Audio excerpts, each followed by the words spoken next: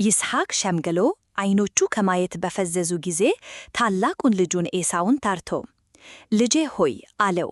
እርሱም እነሆ አለሁ አለው። እርሱም አለው እነሆ እኔ አረጀሁ፣ የምሞትበትን ቀን አላውቅም። አሁንም ማደኛህን የፍላጻህን አፎትና ቀስትህን ውሰድ፣ ወደ ምድረ በዳም ውጣ፣ አደንም አደንልኝ። ሳልሞትም ነፍሴን እንድትባርክህ የጣፈተ መብል እኔ እንደምወደው አዘጋጅተህ እበላ ዘንድ አምጣልኝ። ርብቃም ይስሐቅ ለልጁ ለኤሳው ሲነግር ትሰማ ነበር። ኤሳውም አደን አድኖ ሊያመታ ወደ ምድረ በዳ ሄደ። ርብቃም ልጇን ያዕቆብን እንዲህ አለችው፣ እነሆ አባትህ ለወንድምህ ለኤሳው አደን አድነህ አምጣልኝ፣ ሳልሞትም በልቼ በእግዚአብሔር ፊት እንድትባርክህ የጣፈተ መብል አድርግልኝ ብሎ ሲነገረው ሰማሁ። አሁንም ልጄ ሆይ እኔ በማዝዝህ ነገር ስማኝ።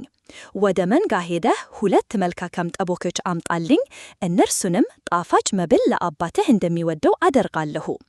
ለአባትም ሳይሞት እንዲባርከህ ይበላ ዘንድ ታጋባለታለህ።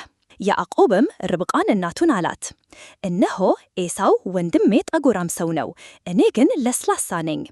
ምናልባት አባቴ ቢዳስሰኝ በፊቱ ደሚዘብት እሆናለሁ፣ መርገምንም በላይ ያመታለሁ፣ በረከትን አይደለም። እናቱም አለችው፣ ልጄ ሆይ መርገምህ በእኔ ላይ ይሁን፣ ቃሌን ብቻ ስማኝ፣ ሂድ እናምጣልኝ። ሄዶም አመጣ፣ ለእናቱም ሰጣት። እናቱም የጣፈጠውን መብል አባቱ እንደሚወደው አደረገች። ርብቃም ከእርሷ ዘንድ በቤት የነበረችውን የታላቁን ልጇን የኤሳውን መልካሙን ልብስ አመጣች፣ ታናሹን ልጇን ያዕቆብንም አለበሰችው። የጠቦቶችንም ለምድ በእጆቹና በለስላሳው አንገቱ ላይ አደረገች። የሰራችውን ጣፋጭ መብልና እንጀራውን ለልጇ ለያዕቆብ በእጁ ሰተቸው። ወደ አባቱም ገብቶ አባቴ ሆይ አለው። እርሱም እነሆኝ ልጄ ሆይ አንተ ማነህ አለ። ያዕቆብም አባቱን አለው፣ የበኩር ልጅህ እኔ ኤሳው ነኝ፣ እንዳዘዝኩኝ አደረግኩህ። ነፍስህ ተባረከኝ ዘንድ ቀና በልና ተጠመጥ፣ ካደንሁትም ብላ። ይስሐቅም ልጁን ልጄ ሆይ እንዴት ፈጥነህ አገኘኸው አለው። እርሱም እግዚአብሔር አምላክህ ወደ እኔ ስላቀረበው ነው አለ። ይስሐቅም ያዕቆብን ልጄ ሆይ አንተ ልጄ ኤሳው እንደሆነህ ወይም እንዳልሆነህ እዳስስህ ዘንድ ቅረበኝ አለ።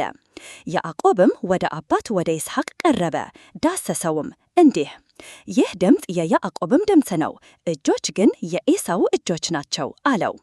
እርሱም አላወከውም ነበር፣ እጆቹ እንደ ወንድሙ እንደ ኤሳው እጆች ጠጉራም ነበሩና፣ ስለዚህም ባረከው። አለውም አንተ ልጄ ኤሳው ነህን? እርሱም እኔ ነኝ አለ። እርሱም ከልጄ አደን እንድበላና ነፍሴን እንድትባረከህ አቅርብልኝ አለ።